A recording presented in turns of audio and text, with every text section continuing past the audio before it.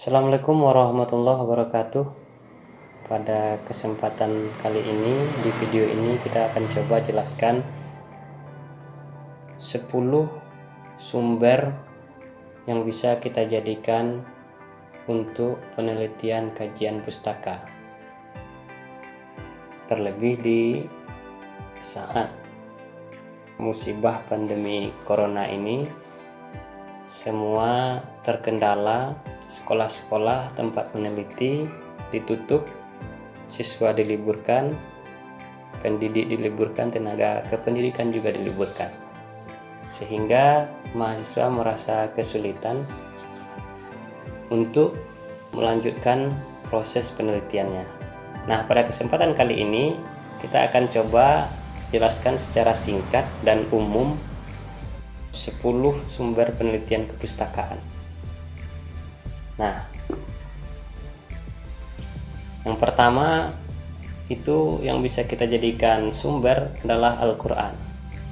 Nah, ini tema-temanya, tema-tema umumnya. Yang pertama ayat-ayat pendidikan, termasuk juga di dalamnya dasar-dasar metode, dasar-dasar media secara umat terdahulu, baik dalam mendidik keluarganya, dirinya, termasuk juga bisa kita jadikan bahasa pendidikan yang terdapat dalam Al-Quran. Begitu juga komunikasinya dan ijaz, keindahan bahasa yang ada dalam Al-Quran. Itu yang pertama. Nah, yang berikutnya, yang kedua, yang bisa kita jadikan sumber itu adalah hadis, pedoman kedua umat Islam. Apa saja tema-temanya? Nah, seperti yang saya tuliskan di sini, mungkin dapat kita saksikan. Yang pertama, hadis-hadis tentang pendidikan, cara-cara Nabi berkomunikasi, cara-cara atau metode Nabi mendidik, media yang pernah digunakan Nabi mendidik, nasihat-nasihat Nabi, pola hidup, gaya hidup, lalu retorika, keindahan, struktur kata-kata yang digunakan Nabi dalam mendidik. Nah, yang berikutnya yang juga bisa kita jadikan sumber penelitian pustaka itu adalah tafsir. Temanya tentang asbabun nuzul bisa kita kembangkan, pemikiran-pemikiran mufassir, metode-metode tafsir yang mereka gunakan dalam tafsirnya masing-masing, apakah itu tafsir falsafi, lugawi, atau tafsir-tafsir hukum, tema-tema hukum. Juga ada tafsir yang khusus tema-temanya tentang pendidikan. Lalu riwayat dan hikayah-hikayah yang ada dalam tafsir tersebut juga mungkin bisa corak tafsir, maudu'i, birro'i, dan lain-lain. Juga mungkin bisa kita teliti perjalanan pendidikan mufassir itu. Apa saja perjalanannya sehingga dia menjadi seorang mufassir. Lalu juga mungkin setting sosialnya. Nah, yang berikutnya yang bisa kita teliti itu adalah kitab Nahwu. Ini mungkin khusus bagi jurusan bahasa atau gramatikal. Ilmu Nahwu ini adalah ilmu pasti. Yang pertama mungkin persoalan gramatikal. Bisa kita temukan di situ masalah penelitian pustaka. Kata, kalimat, atau pola-polanya. Kata kerja juga jenis-jenisnya.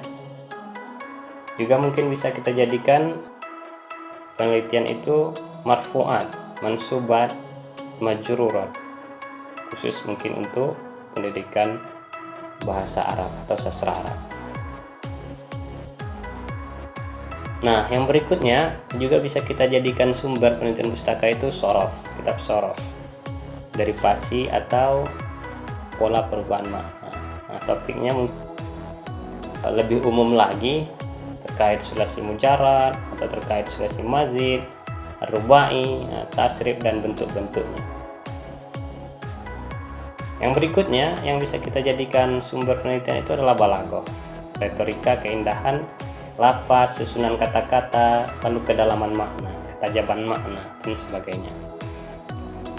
Apa temanya? Di antaranya dasar-dasar metode diskusi, dasar-dasar berdebat, dasar-dasar menyindir, satire, memuji, cacian, pengumpamaan, majas, lebih-lebih aplikasi dan teknologi sekarang itu sangat luar biasa, membackup semua informasi berkembang sangat cepat. Jadi cacian, makian, pujian, segala macamnya itu tidak bisa dibendung.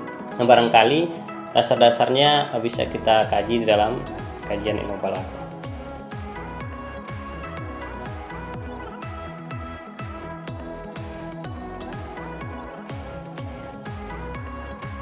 Yang berikutnya yang bisa kita jadikan sumber rujukan penelitian kepustakaan itu adalah buku-buku yang bertemakan pendidikan, baik yang klasik, modern, karya-karya monumental pendidikan, konten buku, topik-topik utamanya, semangat belajar mengajarnya, kisah-kisah inspiratif dari pinggiran, konsep pendidikannya, metode dan media pendidikan yang pernah digunakan. Nah, itu juga bisa kita jadikan sumber rujukan kajian kepustakaan.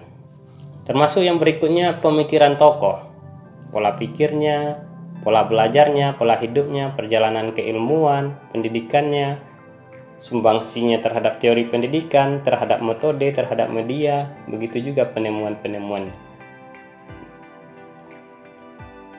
Yang berikutnya yang bisa kita jadikan rujukan juga dalam kajian pustaka itu novel-novel pendidikan, karya fiksi atau non-fiksi. Nah, mungkin banyak novel-novel yang sangat monumental, mungkin banyak novel-novel yang sangat laris bahkan difilmkan yang di dalamnya syarat akan nilai-nilai pendidikan, baik tentang sejarah, pola penyampaian isi novelnya, alur ceritanya, nilai-nilai pendidikan yang terdapat di dalamnya, dialog-dialognya, tempat, setting sosialnya, rasionalitas novelnya, termasuk juga originalitas dari novel tersebut. Nah, itu bisa kita jadikan sumber penelitian kepustakaan.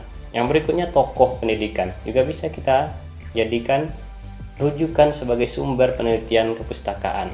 Nah, mungkin sejarah hidupnya, mungkin juga tantangan yang pernah dilaluinya, perjuangan hidupnya dalam pendidikan.